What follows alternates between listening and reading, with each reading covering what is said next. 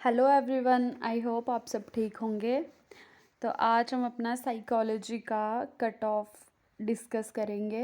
और आपने बाकी चैनल्स पे देख लिया होगा कि सबने कट ऑफ के लिए कुछ ना कुछ वीडियो बनाई है।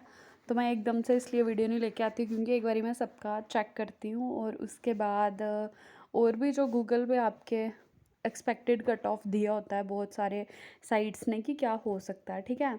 और आप सबने आंसर की मिला ली होगी और उसमें एक दो जो आपके क्वेश्चन हैं उनके आंसर भी गलत दिए हैं, ठीक है। तो हो सकता है उसके नंबर भी वो आपको दे दें। वो क्वेश्चन कौन से हैं मैं आपको बताती हूँ। एक क्वेश्चन आपका जो गलत था वो डिफ्यूज़न ऑफ रिस्पॉन्सिबिलिटी वाला है, उसके ऑप्शंस गलत दिए थे। और एक क्वेश्चन और था जो आपका अचीवमेंट टेस्ट था। जब मैंने इससे पहले बताया था आपको इसी पेपर के बारे में, जब मैंने बताया था कि कौन से क्वेश्चन आए हैं, तब मैंने बताया था कि मैंने वो क्वेश्चन गलत किया। बट उधर वो मेरा आंसर सही हो गया, बट उन्होंने आंसर वो फिर भी गलत दिया है। उधर एप्टीट्यूड टेस्ट नहीं, अचीवमेंट टेस्ट है, ठीक है। तो अगर बच्चों ने चैलेंज किया होगा तो उसके मार्क्स मिल जाएंगे शायद से, ठीक है। अब हम इसके बाद सीधा कट ऑफ डिस्कस कर लेते हैं। तो जैसे कि जिन जिन ने ये पेपर दिया होगा, इससे पहले भी जिन्होंने ये पेपर दिए होंगे एनटीए का साइकोलॉजी का पेपर, तो उनको पता होगा कि इससे पहले पेपर का क्या लेवल रहता था, ठीक है। इस बारी पेपर था जो वो थोड़ा इजी आया था, आप सबको पता होगा, ठीक है। जिसने ये पेपर फर्स्ट टाइम दिया होगा उसके लिए बहुत अच्छा था क्योंकि पेपर पहले के कंपैरिजन में इजी था, ठीक है। तो इसकी वजह से क्या होगा, आपका जो कट ऑफ है वो ज़्यादा ही जाएगा, चाहे आप जेआरएफ की बात करें चाहे सिंपल नेट की बात करें, ठीक है। तो सबसे पहले हम ये जो अभी हमारा जनवरी मार्च में जो रिज़ल्ट आया था, जो पहले वाला इससे पेपर हुआ है, उसका कट ऑफ डिस्कस करते हैं। देखो उससे पहले जो कट ऑफ था, पर वो पेपर काफ़ी टफ था, ठीक है। उसका जर्नल का कट ऑफ था आपका 172 मार्क्स थे उसके नॉर्मल नेट के, और 192 पे जेआरएफ था। यानी कि कितनी परसेंट थी, 57.33 पे अनरिजर्व्ड का था आपका नेट, और 64% पे था आपका जेआरएफ। वैसे ही ईडब्ल्यूएस की बात करेंगे तो 156 मार्क्स थे और 52% थी, और जेआरएफ था 184, और उसकी परसेंटेज मैंने साथ पे लिखी है, देख लेना, ठीक है। एससी के थे 138 और इनका जेआरएफ था 170 पे। एसटी के थे 136 और जेआरएफ था 148 पे।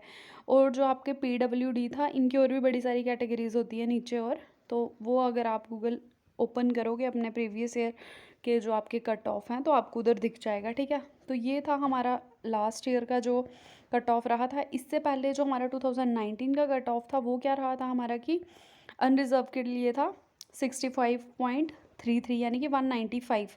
अब देखो इधर जेआरएफ के लिए 195 था, पेपर और भी टफ था। तो जो इधर था जेआरएफ के लिए 3 मार्क्स जो आपका कट ऑफ है थोड़ा कम हुआ था, ठीक है। ज़्यादा नहीं हुआ था, कम हुआ था, आप देख सकते हो। और उससे पहले इसके लिए नेट के लिए सेम रहा था, बट जेआरएफ के लिए ज़्यादा हुआ था। 57.33 आपका नेट था, और इधर भी 57.33 है, बट इधर जेआरएफ 92 था और इधर कितना आपका 195 है, ठीक है। अब उसके बाद आ गया आपका, आप कंपैरिजन करके देख लेना। फिर आ गई उसके बाद आपका ओबीसी। ओबीसी का 150 था नेट, और इधर था 130 थोड़ी 152। अब देखो इनका नेट 2 नंबर से इनका कट ऑफ ऊपर गया था, इनका कट ऑफ नीचे गया था, ठीक है। फिर आ गया उसके बाद, मतलब इसके कंपैरिजन में ये कट ऑफ दो दो जो आपके मार्क्स है वो कम ही गए थे, ठीक है। क्योंकि जो 2019 वाला था वो बहुत टफ पेपर था, और पहले ही जो भी चैनल्स वगैरह हैं सब ने प्रिडिक्शन लगा दी थी कि जो कट ऑफ है 1% या 2 या 3 पॉइंट जो आपका कम आएगा, ठीक है। तो ये कोई मतलब ये नहीं होता कि किसी को पहले से रिजल्ट पता है, बट पेपर के हिसाब से और जो आपकी आंसर की आती है उसके हिसाब से प्रीवियस ईयर के साथ कंपैरिजन करके कोई भी जो आपको बता रहा है कट ऑफ वो वैसे ही बता रहा है। तो जैसे 2019 का आप कट ऑफ कंपेयर करोगे 2021 वाले पेपर के साथ, या 221 और 22 का जो मर्ज हुआ था साइकिल, उसके साथ जो आपका पेपर नवंबर में हुआ था, तो क्या था कि कट ऑफ 2 पॉइंट मतलब 2 या 3 मार्क्स पीछे आया था, ठीक है। जैसे आप मतलब कोई भी कैटेगरी का इधर और इधर कंपैरिजन करके देख लो, 2 या 3 मार्क्स कम हुए थे सबके, ठीक है। 2019 में ज़्यादा था, और ये जो 21 और 22 वाला साइकिल था, 21 वाला ही था ये, 22 वाला तो अभी हो रहा है, तो उसके कंपैरिजन में मार्क्स कम हुए थे, ठीक है। बट अब की जो बात है कौन सी आ गई, हमारे 2022 का जो हमारा पेपर हुआ है उसमें क्या हुआ है कि पेपर इजी था, तो जो कट ऑफ है वो ऊपर जाएगा ही जाएगा। अब कट ऑफ ऊपर कितना जाएगा हम एग्जैक्टली नहीं बता सकते, बट जो आपका ये वाला आपका कट ऑफ है, इससे वो मतलब कितने 3 या 4% ऊपर जाने के पूरे 100% चांस है। चलो 100 नहीं बोलते, बट 99 या 98% चांस है। तो जो भी कैटेगरी वाले, जो भी आपका मतलब अपना अपना इधर चेक कर सकते हो आप। जैसे जर्नल वाले हैं, अगर उनका 172 पे नेट हो रहा था, 57% पे नेट हो रहा था, तो लगा लो कि 60% से ऊपर ही उनका नेट हो सकता है। ये 99% मतलब चांसेस हैं, ठीक है। और जेआरएफ के लिए भी आप ऐसे ही 3% ऊपर चले जाओ। और EWS वाले थे जो इनका 52% पे हो रहा था, आप कम से कम 55% लगा लो कि अगर 55% होंगे तो आपका नेट होगा, ठीक है। और 1% है जो आपका कितने मार्क्स से बन रही है, 3% से बन रही है। तो मतलब अगर 3% ऊपर जा रहे हो, आपके 9 या 10 पॉइंट ऊपर मतलब जाने के बड़े ज़्यादा चांसेस हैं, पर इससे कम बिल्कुल नहीं जा सकता है। तो जिसके जितने भी नंबर आए हैं और उनको पता नहीं लग रहा है कि हमारा नेट क्लियर होगा कि नहीं होगा, तो उनको क्या करना है, ये वाले नंबर के साथ अपने नंबर कंपेयर करने हैं। हर एक कैटेगरी के अलग अलग मार्क्स अपने कंपेयर करके देख लेना, और मतलब 9 या 10 मार्क्स आपके इन मार्क्स से ज़्यादा होने ही चाहिए, तो इसका मतलब आपका नेट क्लियर है। अब रही जेआरएफ की बात, तो मतलब जिनके अच्छे खासे नंबर आए हैं तो उन सबको टेंशन हो रही है कि जेआरएफ होगा कि नहीं होगा। बट जैसे लास्ट टाइम 192 हमारे जर्नल का कट ऑफ किया हुआ है, तो इस बारी उनका 200 तक जाने के पूरे चांसेस हैं, पूरे चांसेस है मतलब हैं, क्योंकि पेपर इतना ज़्यादा टफ नहीं था, और जो बच्चे पढ़ के गए थे उनके लिए वो पेपर ठीक था। ना करते वो बच्चे उसका मतलब 70 क्वेश्चन तो ठीक करके आए ही होंगे, और 35 या 40 टच कर रहे होंगे वो ए पेपर के लिए भी, ठीक है।